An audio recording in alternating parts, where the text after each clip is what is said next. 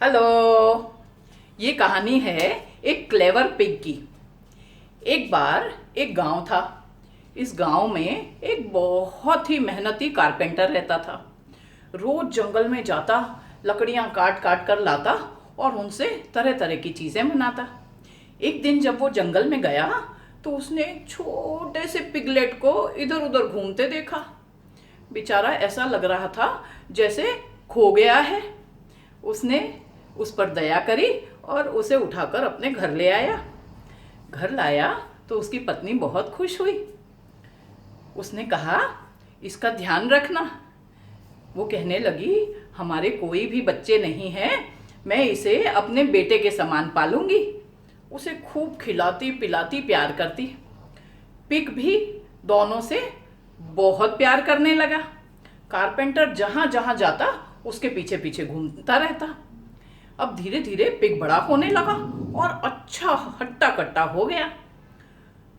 वो बहुत ही समझदार था और सारे कामों में कारपेंटर की मदद करता। जंगल से जब वो लकड़ी लेके आता तो उसके साथ में लकड़ी उठा के लाता। कारपेंटर जब लकड़ी काटता तो उसका सौ पकड़कर और साथ में लकड़ी काटने में हेल्प करता। गांव के दूसरे लोग जब उसे देखते तो बहुत जलते। अरे, ये पिग तो बड़ा ही समझदार लगता है। ये तो पिग नहीं, इसका बेटा ही बन गया है। जब उसकी वाइफ ये सब सुनती तो घबरा जाती।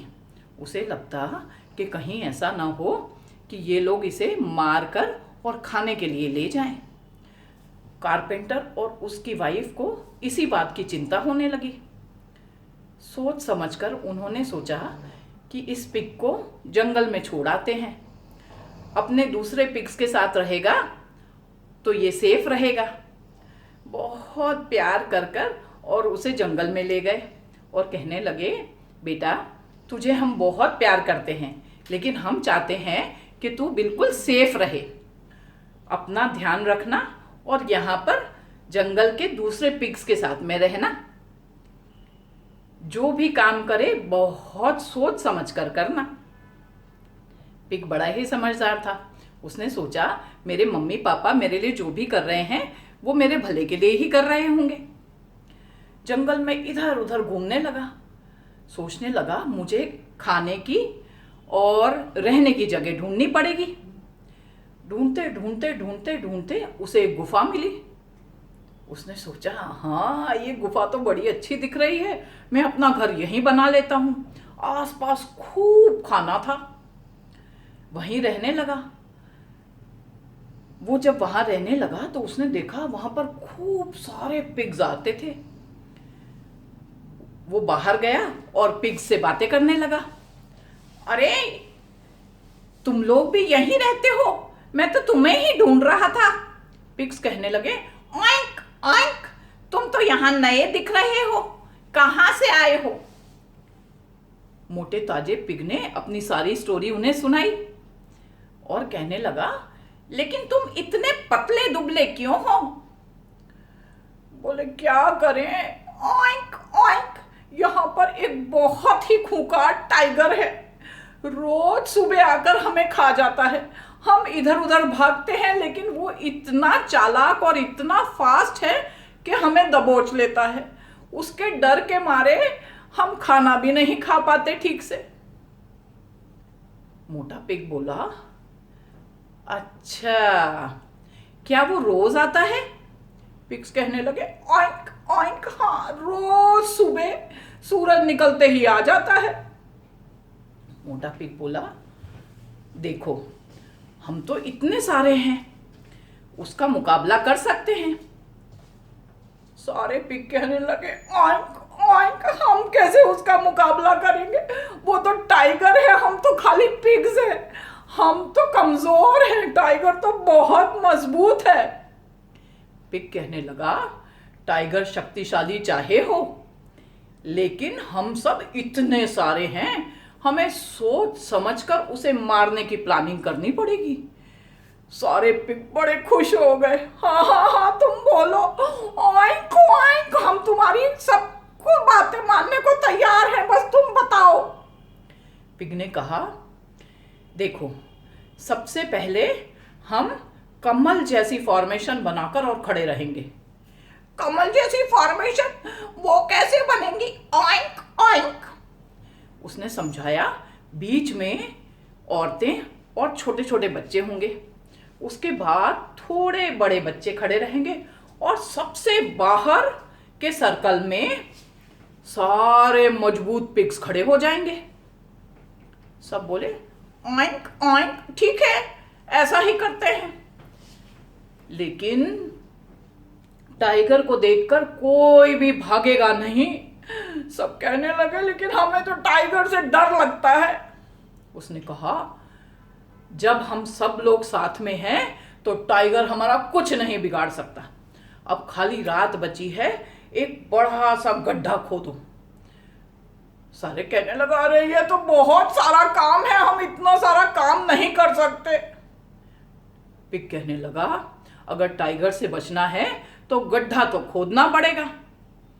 सारे पिग्स बोले ठीक है, और सबने मिलकर एक बड़ा सा गड्ढा खोदा। वो कहने लगे, तुम कहाँ खड़े रहोगे, हम तो कमल की फॉर्मेशन में खड़े हैं।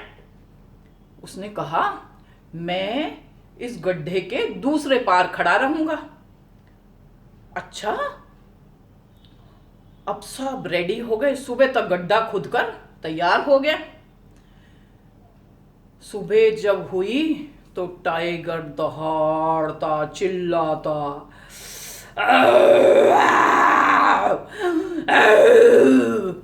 और चला आया। आज तो मैं मोटा ताजा पिग खाऊंगा। सारे पिग घबरा कर एक कोने में जाने लगे। मोटे पिग ने कहा, कोई अपनी जगह नहीं छोड़ेगा, चुपचाप खड़े रहो। जब वो दहाड़े तो तुम भी जोर से दहाड़ो।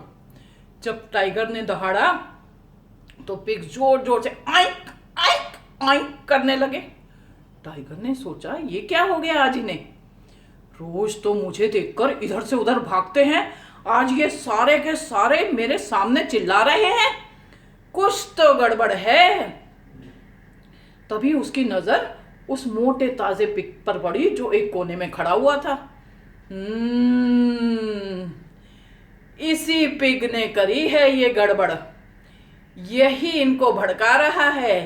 ये कहीं और से आया है, ये इनका लीडर लगता है। मैं सबसे पहले इसे ही खाऊंगा। और उसने जोर से मोटे पिग पर छलांग लगाई। जैसे ही उसने छलांग लगाई, वहां तो बीच में एक बड़ा सा गड्ढा था। धड़ाम से गड्ढे में गिर गया। गड्ढे के अंदर पिग्स ने कांटे और तीखे पत्थर फेंक रखे थे। सारे कांटे और पत्थर उसे चुभ गए। जोर जोर से चिल्लाने लगा। मोटा पिग बोला, जल्दी करो। जल्दी से सब ने मिलकर गड्ढे के अंदर मिट्टी और पत्थर डाल दिए और टाइगर का काम हो गया तमाम।